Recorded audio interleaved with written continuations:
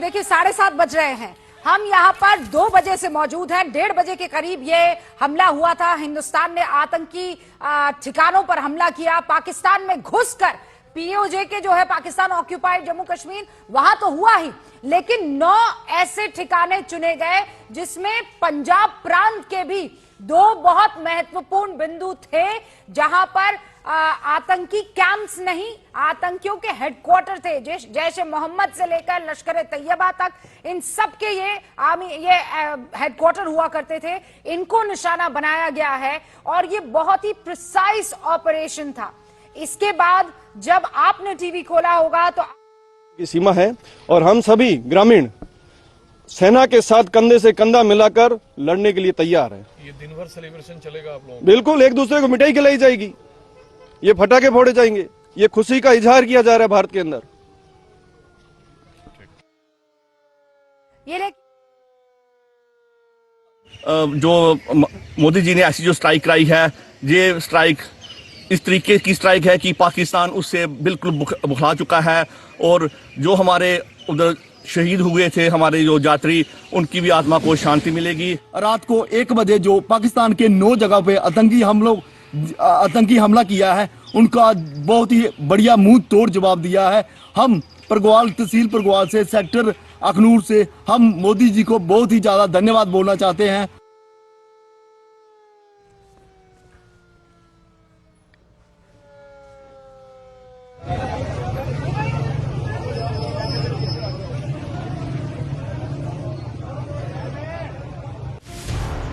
आज की सबसे बड़ी खबर कि भारतीय सेना ने वो जो मांगे उजड़ी थी उनका बदला ले लिया है।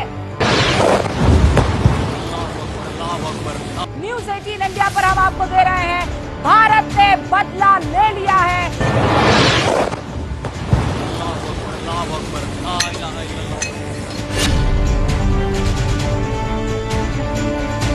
आज भारतीय सेना ने पाकिस्तान के आतंकियों को बता दिया है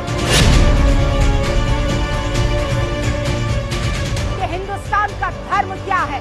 ऑपरेशन सिंदूर सक्सेसफुल।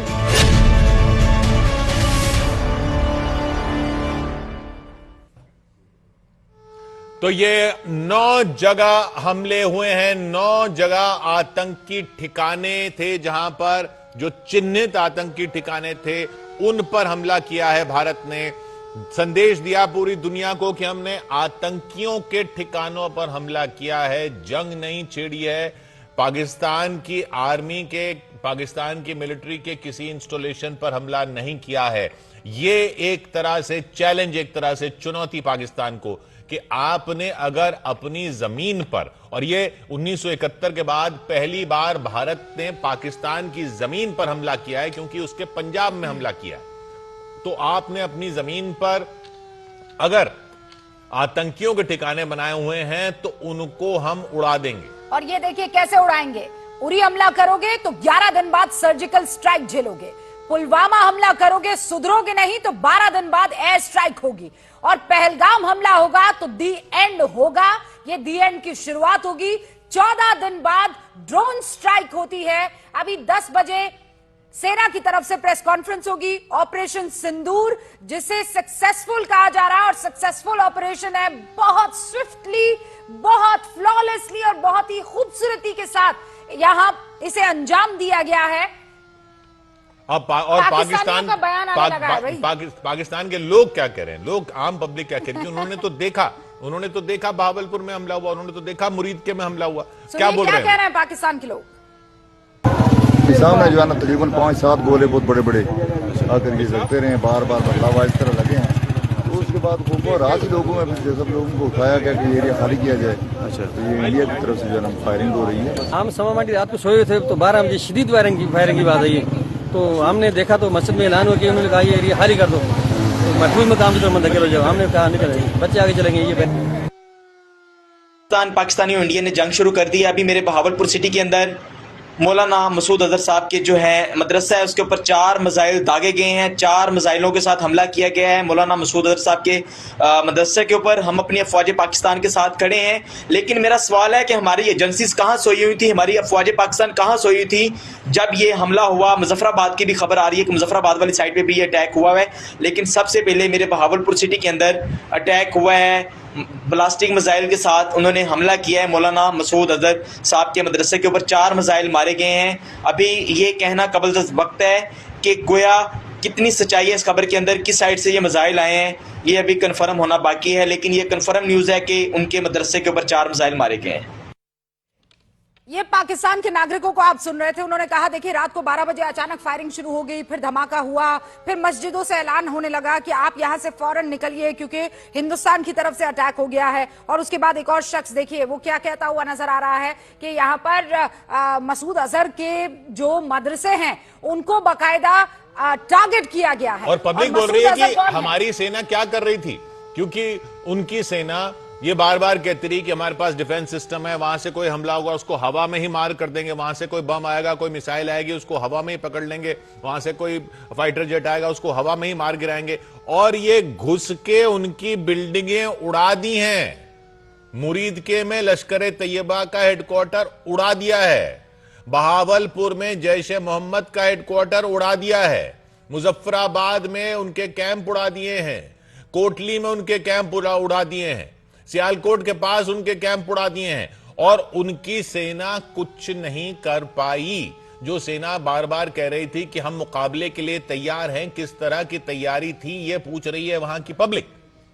और इसीलिए देखिए चाक अमरू हो, सियालकोट हो, मुरीद के हो, बहावलपुर हो, गुलपुर हो, कोटली हो, मुजफ्फराबाद हो, ये वो इलाके हैं जहां पर टारगेट किया गया। सबसे पहले पता लगाया गया कि किन किन इलाकों में कहां कहां ये आतंकी जो है बैठे हुए हैं, जिनकी ट्रेनिंग चल रही है। उसके बाद टारगेट को लॉक किया गया और इसमें बहुत ही प्रिसाइज तरीके से, जिसे कहते हैं बहुत नाप तौल के, उसी इलाके को टारगेट किया गया जहां और पर ऐसी आतंकी टेक्नोलॉजी है भारतीय सेना के पास, ऐसे वेपनरी है भारतीय सेना के पास, वो ऐसा कर सकती है कि उनका डिफेंस सिस्टम तैयार हो। डिफेंस सिस्टम यानी पूरा सिस्टम की जिससे वो मिसाइल अगर आ रही है तो उसको पकड़ लेता है, रेडार पकड़ लेता है, फिर मिसाइल डिफेंस सिस्टम से निकलती है और आती हुई मिसाइल को हवा में उड़ा देती है। जैसे आपने इजराइल के युद्ध में या देखा, जैसे हुथी हमला करते हैं इजराइल उड़ा देता है, या लॉइटरिंग एम्यूनेशन वाला या यूक्रेन और रूस के युद्ध में हमने देखा।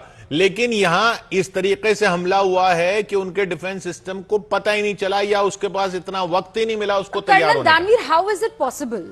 क्योंकि ये लोग आतंकियों के आसपास तो ज्यादा एक्टिव होने चाहिए और इनके तो सेना के अड्डे हैं उधर ही। हाँ, ये कैसे हो पाया?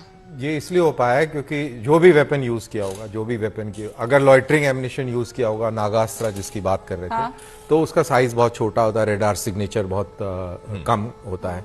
अगर आपने ग्लाइड बॉम्ब्स यूज करे हैं तो उनका भी रेडार सिग्नेचर बहुत सिग्नेचर मतलब रेडार पे नजर आता है कि कोई चीज आ रही है। भाई सिंपल चीज है कि रेडार तरंगे भेजता है, वो टारगेट को हिट करके वापस तो आती है, तो उससे वो आइडेंटिफाई होता है कि ये टारगेट है।